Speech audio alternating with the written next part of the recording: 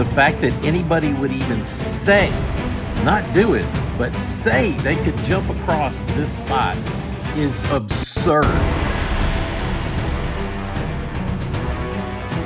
This is the Evel Knievel ramp right here in front of me. I'm about to show you.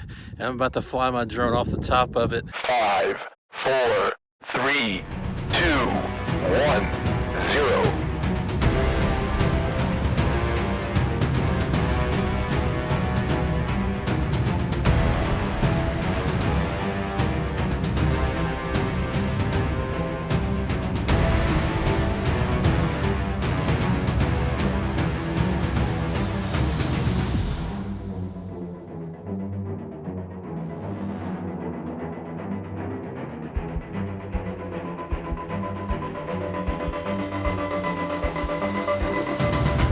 Hey, you made it across. Evel Knievel unfortunately did not make it across.